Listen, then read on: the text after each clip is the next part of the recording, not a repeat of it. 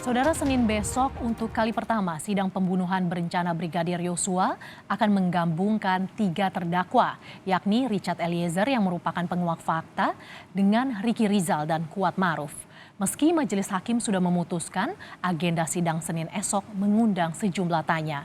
Sebab meski saksi yang dihadirkan sama, peran mereka berbeda terhadap masing-masing terdakwa. Jadi minggu depan kita akan sidang 2 kali, yaitu hari Senin dan hari Rabu.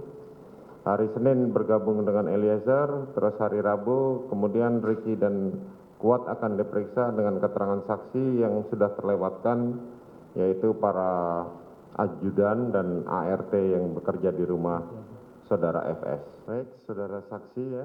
Keputusan majelis hakim ini diketok palu pada Rabu 2 November 2022 seusai keluarga Yosua bersaksi untuk terdakwa Kuat Ma'ruf dan Ricky Rizal. Berbeda dengan sidang-sidang sebelumnya, Senin esok majelis hakim memutuskan menggabung sidang 3 terdakwa sekaligus, yaitu terdakwa Richard Eliezer, Ricky Rizal, dan Kuat Ma'ruf. Namun, rencana ini disoroti Lembaga Perlindungan Saksi dan Korban (LPSK). Menurut LPSK, seharusnya sebagai justice kolaborator, sidang Eliezer digelar terpisah. Tetapi LPSK yakin hakim punya pertimbangan lain dalam menggabungkan sidang. Apakah sebagai bagian dari menguji keterangan Eliezer sebagai penguak fakta atau bukan? Memang sebaiknya dipisah, tetapi kami juga sepenuhnya kan kita nggak bisa mengomentari ya atau ikut campur pada urusan persidangan. Jadi kita serahkan pada majelis hakim.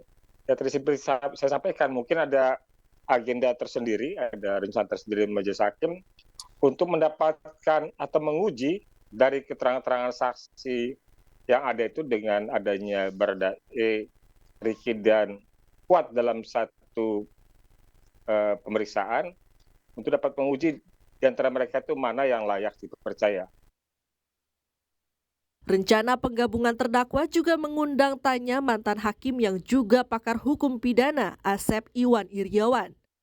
Sebab, meski saksi yang dihadirkan sama, tetapi peran mereka berbeda terhadap masing-masing terdakwa. Saya mengerti maksudnya majelis, ini saksi ini berlaku untuk 3 orang ini, maka sekaligus.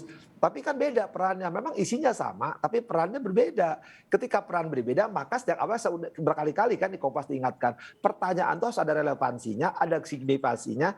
Ini di mana ketika peran E, peran KM, peran R sebagai terdakwa, saksi itu taunya. Kan pasti saksi ini berbeda taunya untuk KM, RR sama. Mantan Hakim MA Gayus Lumbun menilai konfrontasi antar saksi atau terdakwa tidak lazim dilakukan di meja hijau. Tetapi majelis hakim punya hak yang luas untuk menemukan kebenaran yang material. Ya, bukan tidak lengkap, tapi hakim ingin mempunyai keyakinan yang penuh, hakim ingin menyaksikan hal-hal yang memang tidak biasa dilakukan di pengadilan pidana, tetapi itu semata-mata untuk menguji kebenaran yang material, yang hakiki, seperti apa sesungguhnya, maka terpaksa dikonfrontir. Biasanya hakim akan memanggil penyidik ya untuk ke sidang membenarkan keterangan terdakwa. Tapi ini memang kasus yang agak rumit ya, kasus yang menyangkut banyak sekali orang, saksi, juga jaksanya lebih dari 30, ini merupakan satu sidang yang berat, tentunya hakim mempunyai kebijakan yang baru sebagai kebijaksanaan yang tidak biasa tadi. Ini hak hakim, tentu hakim punya kepentingan yang real untuk ini, kepentingan yang jelas untuk ini. Untuk keterangan dari saudara saksi, Senin esok, jaksa akan menghadirkan sejumlah saksi mulai dari asisten rumah tangga Sambo di Jalan Saguling, sopir Verdi Sambo hingga beberapa saksi lain yang merupakan orang-orang dekat Verdi Sambo. Publik tentu menanti apakah pertimbangan yang diambil majelis hakim akan mengungkap fakta lain di persidangan. Tim Liputan Kompas TV.